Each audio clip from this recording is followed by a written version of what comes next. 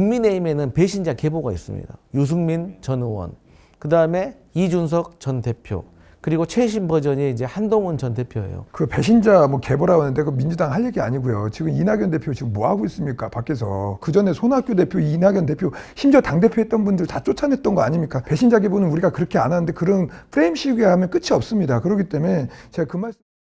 장동혁 대표가 이제 모두를 끌어안겠다고 하면서 논란이 좀 되고 있어요. 그러니까 모든 우파 연대를 얘기하는 것 같은데 한동훈 전 대표는 뺀 것 같고 이게 어디까지예요? 대변인도 좀 여쭤보고 싶어요. 한동훈 대표도 빼지 않습니다. 기본적으로 장동영 대표의 관점은 당내 이제 다양한 목소리는 이제 존중한다는 건데 핵심은 이제 야당으로서 여당과의 싸움이 집중하는 게 아니라 야당 내부의 싸움이 집중하는 거에 대한 문제를 삼는 거거든요. 대여 투쟁을 할 때 단일 대우에 이제 동참을 하라는 거지 단일 대우가 아니라 여러 대우에 이제 갖게 돼서 싸울 경우 지금 대통령 같은 경우 아직까지는 초창기잖아요. 그렇기 때문에 더욱더 야권은 단일 대우로 싸워야 되는 부분이라서 내부의 이제 이견 같은 경우는 굳이 표출할 필요 없이 내부적으로 해결해야 되는데 거기에 집중하지 말라. 그런 차원이시지 한동훈 그 대표를 무조건 배제한다는 차원은 아닙니다. 근데 그게 이제 가장 좀 민감한 것 중에 하나가 단계의 문제였잖아요. 단계 조사는 계속 진행시키겠다고 얘기하니까 여전히 한동훈 전 대표는 배제하는 게 아닌가 이런 생각을 사람들이 하는 거거든요. 당원 게시판 논란을 가지고 징계를 한다던가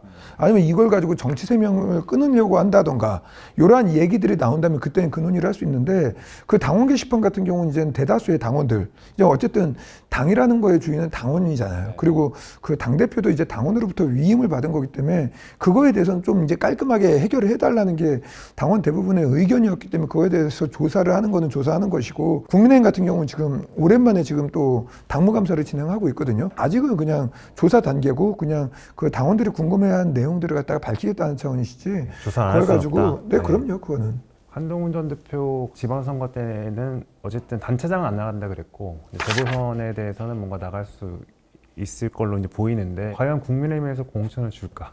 국민의힘이 공천 주는 게 아니라 당원이 주는 거죠. 경선 통과하셔야죠. 그 한동훈 대표가 이제는 당원들을 설득하고 그리고 우리 당의 지지자들을 설득하는 기본적으로 이제 공천을 받는다는 거는 당원과 우리 당 지지자 그리고 무당층 특히 이쪽의 지지를 많이 받아야 되는 거거든요. 그래서 그쪽의 소구력을 이제 만들어내는 건 본인의 능력이고 한동훈 전 대표가 그런 역량이 있다라고 하면 당에서 공천을 안 줄 이유가 없다라고 봅니다. 그 대다수의 공감을 못 받는다면 경선을 못 이기겠죠. 그건 본인이 돌파해야 될 문제입니다. 완전 우리 조 대변인이 완전히 전형적인 지도부의 원론적인 얘기를 하시는 것 같아요. 완전히 뭐 지도부 당대표급의 얘기를 하는 것 같은데 그러니까 설득해라 당원들.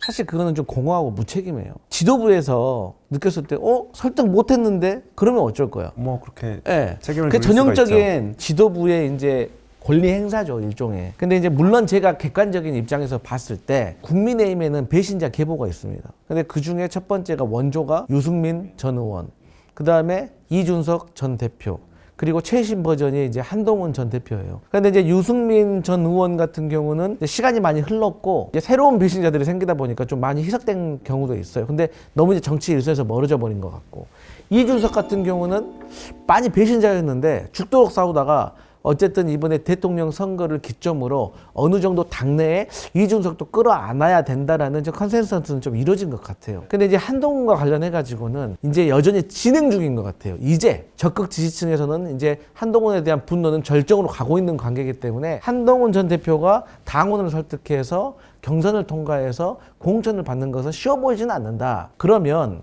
정말로 장동혁 지도부가 좀 큰 정치하고 중도도 바라보고 확장적인 정치를 한다고 하면 한동훈 전 대표가에게 맞는 적당한 어떤 지역의 공천은 줄 수가 있는데 지금의 하는 과정들을 봤을 때는 절대로 그러지 않을 것 같은 게 사실 당에서는 당무감사위원회가 검사의 역할을 하고 이 윤리위원회는 판사의 역할을 해요. 그래서 기소를 할 겁니다. 근데 이제 윤리위의 여상원 위원장이 임기를 2달 놔두고 사퇴를 한다고 하더라고요. 그럼 이제 판사를 교체한다는 거거든요. 그러면 이러한 과정들이 과연 우리 조 대변인께서는 당원들이 많이 궁금해한다고 하고 있어요.